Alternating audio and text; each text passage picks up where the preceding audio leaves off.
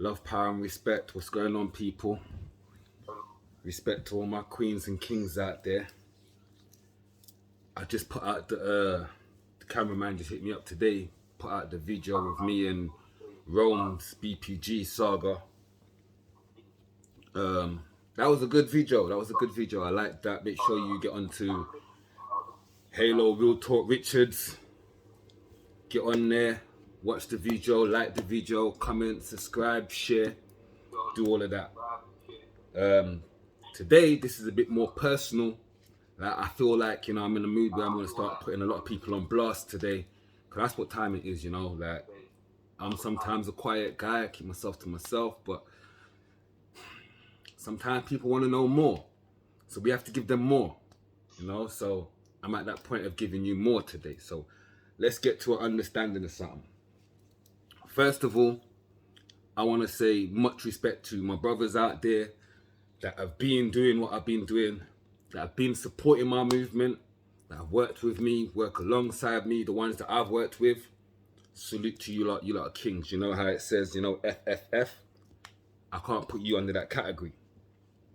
I'm going to break something down for you lot though. So,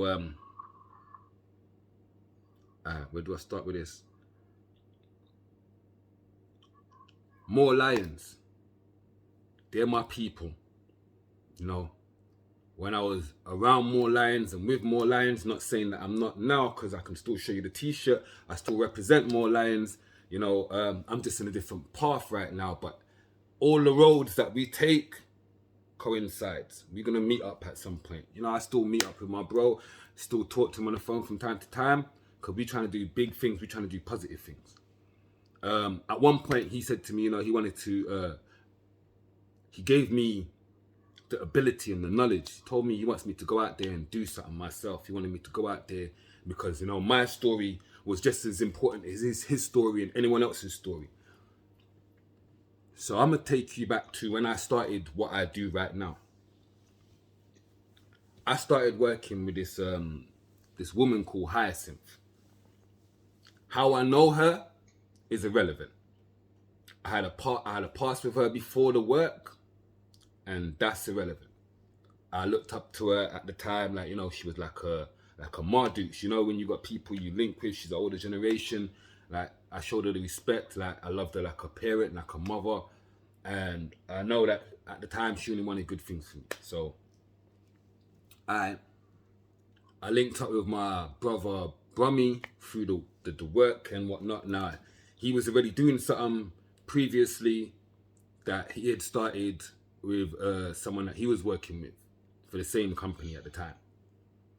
There was a breakdown and it kind of just split up. Now, the name that they was running with, Boys to Men, it was still used by the company, although the two people that was doing the work for Boys to Men wasn't there. So when I came in, I got brought in on the level of, you can take Boys to Men and make Boys to Men your thing. You run with Boys to Men. Underneath the company, underneath the umbrella, you run with Boys to Men and you do what you need to do. Like, I was told there was meant to be one guy above me, an older generation guy that's supposed to support me in, I don't know what happened with that. I don't know if he turned it down, denied it, or whatever the situation. I don't know.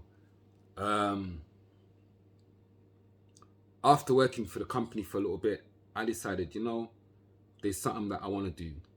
Something that I've slightly done before with my bro from More Lions, but not in the way that I formulated it. So, I ordered a bulletproof vest. Yeah, you hearing right? I ordered a bulletproof vest. The streets are dangerous. So, I used to walk around just for you lot to get an idea, a concept in your head of what I was doing.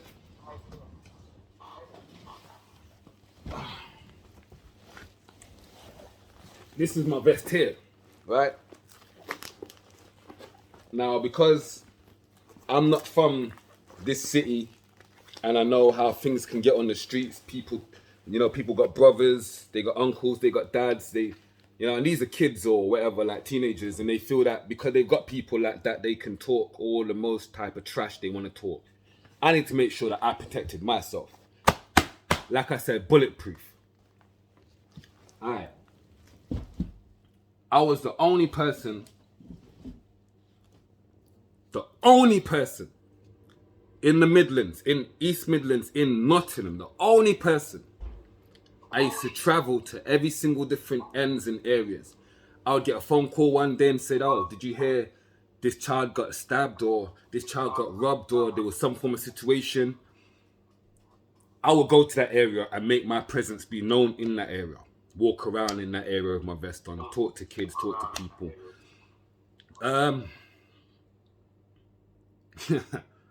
Man.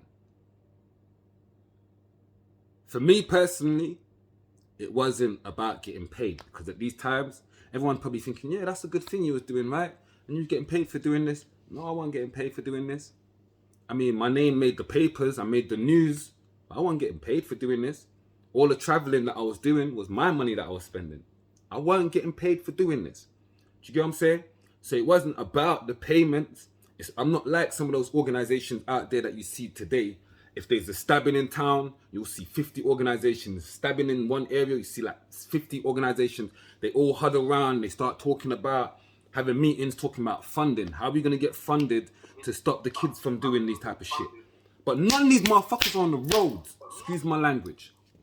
None of these people are on the roads. None of them. Only in the last year or so, in town, there's a group of people, there's a new organization, good people that stand around in town and, you know, they facilitate for that area in town. When I was doing what I was doing, none of these people was on the roads. I'm not trying to take away anything from them because they're doing real good work. But there's many other organizations who claim to be doing good work behind closed doors. They get numbers. They get kids coming in, foreign kids as well as kids from England, from Nottingham. And because they have some form of something situated where they can have these kids come in, they write their number down, their name down on a piece of paper, their age down, what area they're from, and they put that aside. Now that is what the person of that organization is going to use to send out to the council, to the commissioner, chief police, to show them, look at the numbers that we're getting. Okay, it's a number game, people. It's a number. These people don't care about your kids. It's a number game, right? The more numbers that they attracting, the more numbers they having, the more chance they have to make some a bigger revenue, right? It's called funding. You write in a bidding application for funding, and you send it off to the funders. You say, this is what you've been doing, this is what you've achieved. If you make it, they'll give you some funding for it, right? Bear in mind, people like myself, I don't want to take away from anyone else that's doing certain things like I've been doing, but we don't get funded. We don't get paid. We use our own money, right? So, like I said, I made the newspaper, I made the news, I made the radio station. People wanted to know, how come you walking around with a bulletproof vest? How come you doing what you're doing? Why do you care so much to get out there and do what you're doing? I told my story. I said whatever drove me to wanting to do that. I sat at some of these people's meetings. I sat around sometimes some of these commissioners. I went in places where some people like myself from the streets wouldn't go, because I wanted to know more about what they was doing behind closed doors, what was going on systematically, not on the streets. Do you get what I'm saying? So I took my time. I built up that, you know, Boys to Men. I got it running. I got it popping. You know? Done some real good work. I was taken to Jamaica to do some work in Jamaica. I was supposed to be doing some work in Jamaica. That's the correct term. I got taken to Jamaica now. It was myself, my brother Brum, and another guy, another person who still works for that company. Got taken to Jamaica. It weren't until when we got there and my brother tapped me like, yo, look at this. And I looked at it. My passport says not permitted to work. But the funding that was given to this organization was for us to work in Jamaica. So how can we be stamped not permitted to work in the country, but you've been funded for us to go and work in that country? Y'all think about that for a moment. Now, a lot of things happened whilst in Jamaica. We ended up not doing the work. You know, me and my bro, Brum, we took some time off. We went chill with his family. You know, we just enjoyed the rest of the time that we had there.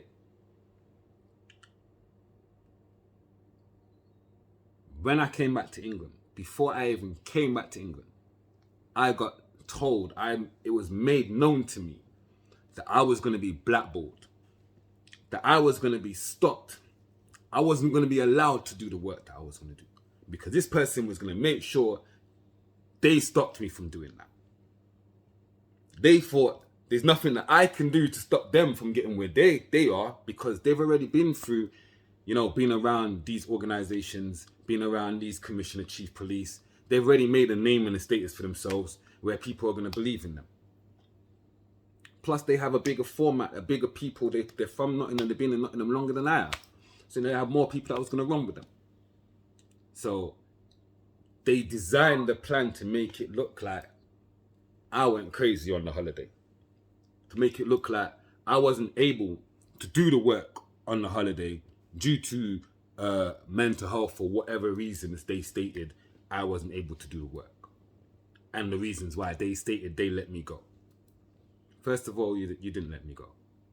You used me to build your organization, because without me, your organization wouldn't be what it is right now. You used me to build your organization. Now, I'm on my other app at the moment. I'm on Bigo.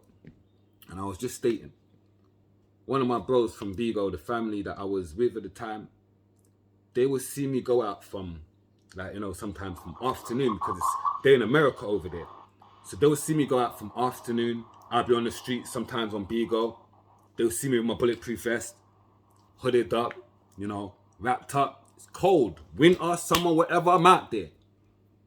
Come home, sit down for a minute, maybe have something to eat, wait until a certain time, and I'm back out there for the night time. Do you get what I'm saying? I'm back out there for the nighttime version. So I was doing like 3-4 shifts in one. I was doing like not really in the morning period, because I always missed the morning period, the 9 a.m. I always missed that. So from like around about 12 to about 5, and then I'm home for maybe an hour or two, and I'm back doing the nighttime all the way till 12, maybe 1 o'clock. Some nights, I was even out there till 4 in the morning, 5 in the morning, coming home, tired, can't even be asked to eat no more. I wasn't getting paid for that. I was doing that from the chest. Feel me? Alright. So, coming back from Jamaica, I decided, you know, I've already got clients, people that I met through my progress, people that I was close to, I formulated a kind of bond with. I was able to work with them, with their family, their kids, whatever. And word of mouth, you know, these people passed me on to other people. I was talking about people in Nottingham, people outside of Nottingham. So I was able to make a little unit. And I decided, you know, I sat down, me and my bro, and he was like, you can't stop doing what you're doing, bro. Don't let these people break you. You need to tell the story. Put it all out in the light. You know? Make sure you do something. Don't let these people get away with this. It's a violation what they did. I was like, yeah, I hear that. No, it's alright. It's all good. I was thinking of ways to go about doing it. You know, I reached out to 1 or 2 MPs in the area that was already working or supporting the organization at the time. I let them know what was going on. You know, they was like, oh, we're going to try and help support you. Now, the reason they said that is because I was like, yo, listen, all the knowledge that I know, all the things that I know, I'm going to take it not only to the papers, but to outside of Nottingham, to MPs outside of Nottingham, to people outside of Nottingham, to show them how corrupt you lot are. And he was like, no, don't do that. He said, don't do that. He said, you know, one of the reasons I wouldn't want you to do that is because if you do that and then they looked into us and, you know, they said like, you know, there's so much madness going on And then they stopped funding. We're not able to get funding. So basically it was about funding again. He said, I'll even support you. I'll even help you build your business. All you need is this and that, and come to me whenever you can, or whenever you need support, and I help you. Just don't put it out there, because he didn't want Nottingham and the organization, some of the organizations in Nottingham, to be looked at and scrutinized because of funding. I said, all right, whatever. At the end of the day, the funding situation doesn't take away from what I do. I fund my shit myself. Feel me? I say that I don't really make a difference to me, so alright, whatever in it. At the end of the day, I've got the paperwork. I've got the majority of the things I've written down, the places I've been, people I was around, people I spoke to. I've got all of that. But I ain't gonna use that energy to try and be bad mind to break you down so much that I'm not continuing with my journey. I'm gonna do whatever I have to do. All these courses, I went and sat down and done these courses and played part in these courses. I did these things because I wanted to know and have a better mind frame and concept of not only the streets, because I come from the streets, growing up on the streets, but the systematic situation that the government puts in place, that these organizations try to use to run with.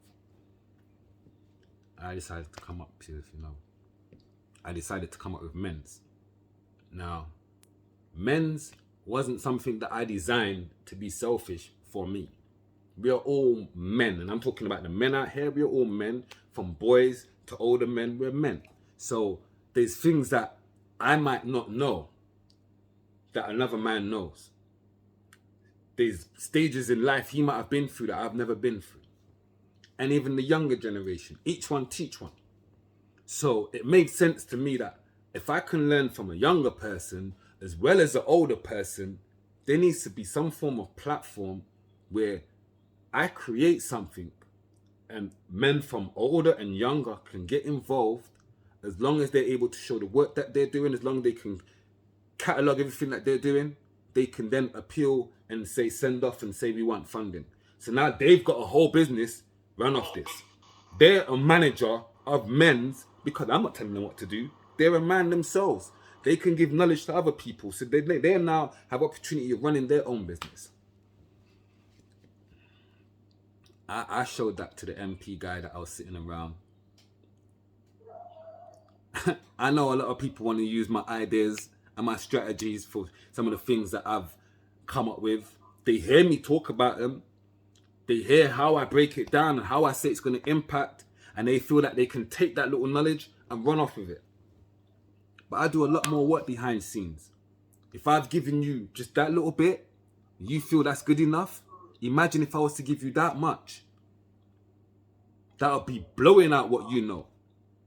But I only give that little bit because I want to see how you react. Are you going to take that little bit and run off with it and come back with your own design of what you said you created? Are you going to give me credit for me giving you that idea? I spoke about running a sports day in Nottingham. And not only in Nottingham, something that was going to be around England, around the UK. I spoke about it. Within about 6 months, you had the Metropolitan Police Service that had the cadets and all these other people try to come up with my idea for the summer. They wanted to create a sports day for the summer to invite everyone, families and everyone. It was nothing like what I visioned, but it was used off what I was visioned. And I was like, God damn, look at that. All right, you're still doing the work anyway, so you're not taking away from me because you're making it easier for me. You're still doing the work that I said I was able to provide. They did it maybe once. They didn't even get a big turnout like how they probably thought they would have. They done it once, and that was it. They got funding just to do a certain amount, and that was it. It weren't done again. And I don't think it ever will be done again, because they don't even know what they need to take it out there. Do you see what I'm saying? They don't know the blueprint. They haven't got the blueprint. They've got that selfish need of feeling that they need to get funding from this. That selfish need. Yeah, we all have someone to provide for. Yeah, we all have things, kids and people that we need to pay for and do things for. You want to take away from another person. You want to take out another person's hand, out another person's mouth. You lot are bad, man. You know who I'm talking about. When you hear this, when you see this video, or people come to you saying, "Oh, he's talking about you and he's doing this," and you know who I'm talking about. I've been around. None of y'all don't approach me to come and talk to me. You get other people to phone me and say, "Oh, please can you not say that on these platforms, and please can you not tell people about these things?" Why? Why can't I? Why shouldn't I? Because it makes you lot look away? Because you lot know that you're a bad mind? Because you lot know that you're not achieving and doing the things that you say you're meant to be doing? That's the only reason that makes sense to me why they don't want me to. I got my passport right over there. I can show you where my passport was stamped, where it says not permitted to work. But the organization had got funding. Now that same organization is going to say, "Oh, we're a charity organization, so they was working for charity." That was not what was actually spoken about. My brother lives in the community too. People know him. A lot more people know him than they know me. Stop him and ask him what was really going on. Stop him and ask him, how come you lot weren't getting paid? Or was you supposed to be getting paid? Or what was discussed before you even went to Jamaica? See, what I find out, what I realize is a lot of people like one-sided stories because it gives them something to talk about. And not only that, a lot of people know that there's people out there that are bad mind, doing evil things, and rather than pull them up and tell them about it, they say, "No, just let them go. Just, if you don't like it, just move away." But it doesn't affect me the way you lot might think. It affects us all in the community. Yeah, I got my kids, but I am who I am, so I'm always going to stand for my kids. My kids through me have got links. They've got their uncles. So, you know, they're always going to be protected. But what about your kids? What about the kids in the community? The things that you was told was going to get changed or provided for or stopped. What about those people? But y'all just sit down there and run with it. I'm not surprised because Corona showed me how much sheeps that we have out there in the community. As soon as this Corona business came, I saw so much sheeps. People that said that they was dogs turning to be sheeps. People that said that they was... Let me not go into it. But you know what I mean. I just wanted to put it out there that you ain't hurting me. You ain't stopping me. And you ain't breaking me. And I will stand up anywhere. Because unless you got a sniper rifle and you looking to do me like Martin Luther King, or you looking to do me like Malcolm X, you ain't never going to stop my voice. I am going to be heard. And I am going to do everything I said I was going to do. I just wanted you all to know that. I wanted to elaborate on that.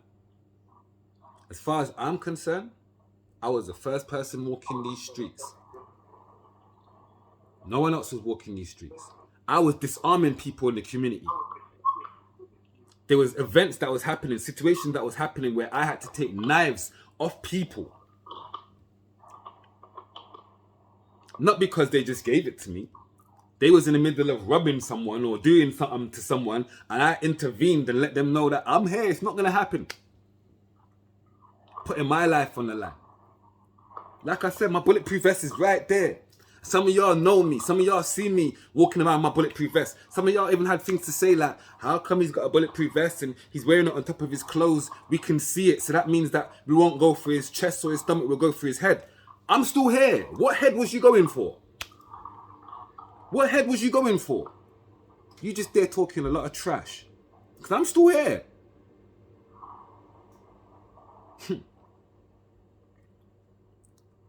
I've got a lot further than half of y'all ever imagined I would.